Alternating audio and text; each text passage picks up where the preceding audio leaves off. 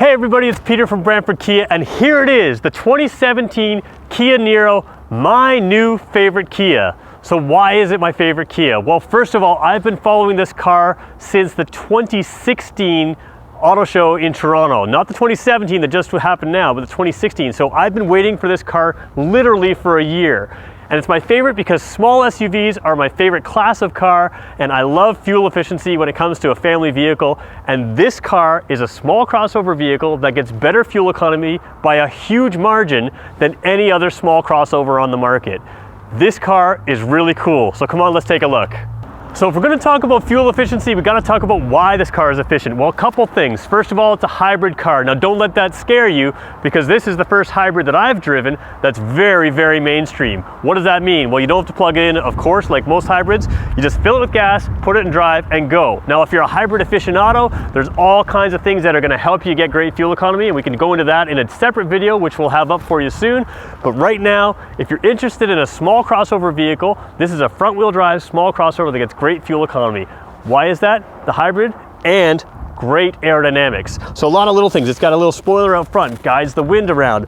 A lot of cars have trouble with their aerodynamics around the wheel wells. This little vent here sends air through there. It reduces the turbulence around the wind, around the wheel wells. That does a couple things. Great aerodynamics helps with fuel efficiency, but it also keeps the car quiet. And this is a nice quiet car, nice place to ride. So let's check out the back end of the car now.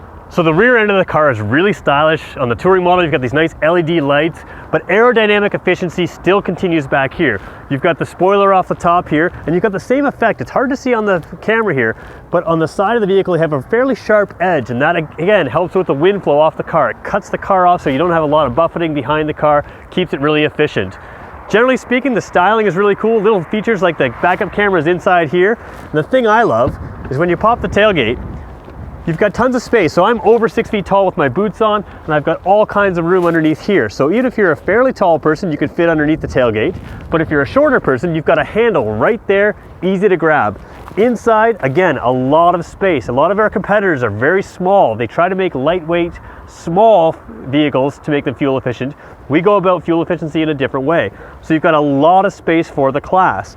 Underneath the floor, you've got underfloor storage. Underneath that, in the touring model, you've also got a spare tire instead of an inflator kit. So I know a lot of people are looking for that. The Niro Touring has the spare tire still. A couple other little features: cargo cover to keep your valuables hidden, and of course the fold down seats. Speaking of the back seats, let's go check them out.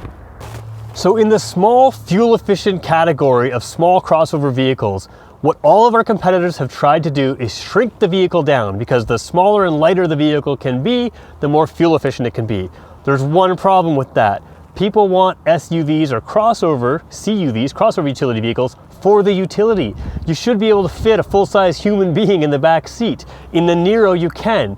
So I've got the front seat set to where I'm quite comfortable. I've got a ton of legroom. I've got way more headroom than I would ever need. And a lot of our competitors don't have headroom for a 6-footer. The other thing they do is they make their headrests fold into the seats so that they're actually in your back. So when your guests climb in the back of your car, they can't figure out why they're not comfortable. They got to raise the headrests out of the way. These are proper full-size seats that fit adults. They fit your child seats. They're comfortable. If you've got kids kicking the back of your seat, even on the touring model, you've got a little bit of plastic here. Now this is just delivery plastic, but they've got a hard plastic underneath, easy to clean.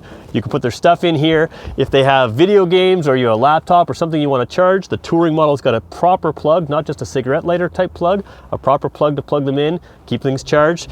Back here on the touring model, heated seats in the back. Now that's really nice for your guests. And in the middle, again, if you got kids, and if you're like my family, I'm a family of 4, got 2 young kids, they're always taking their cups with them. You've got cup holders to keep them in place. They're not running around, flying around the car.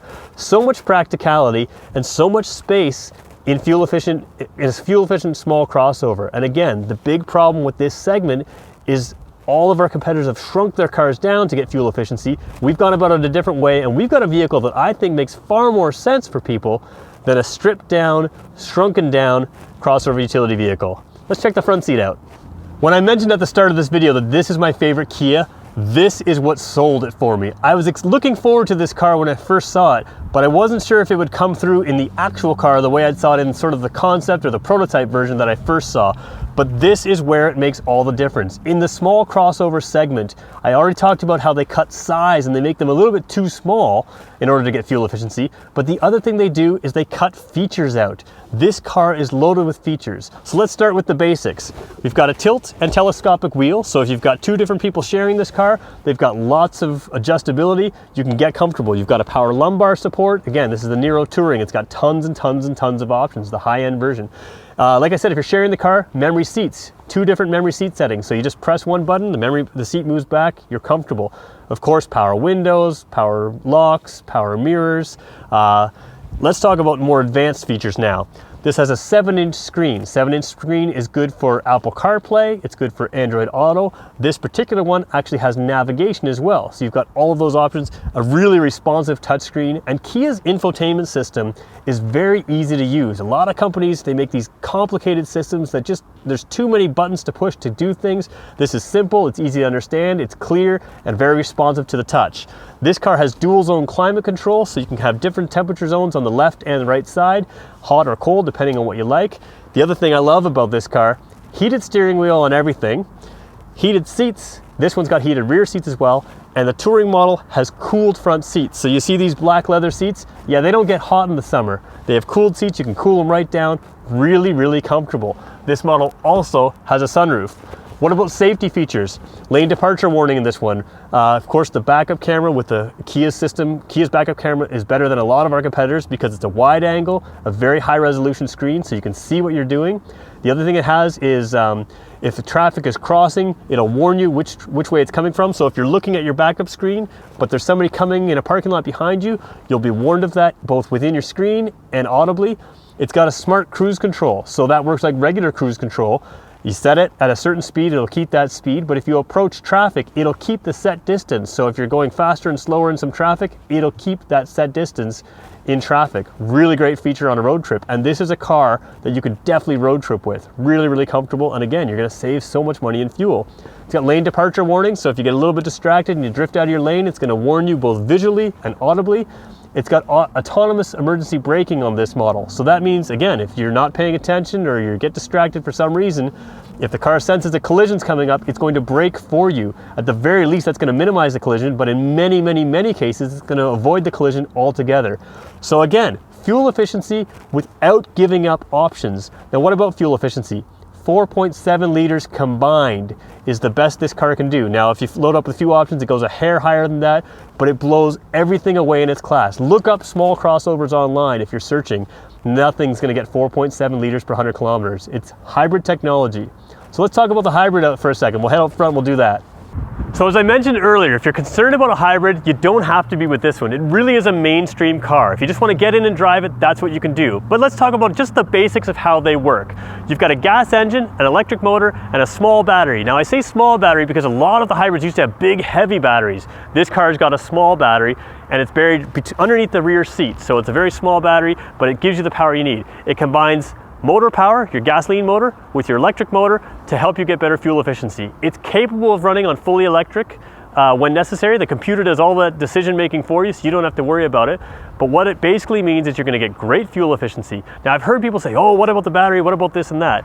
Hybrids as a class of car are among the most reliable vehicles you can buy, and Kia's, as the company, we are #1 in initial quality in JD Power and Associates studies. So what that means is nobody beats us for quality, and this is a vehicle that as a class have been extremely reliable. Now if you get extended warranty on all hybrid components anyway, so you don't have to worry about them.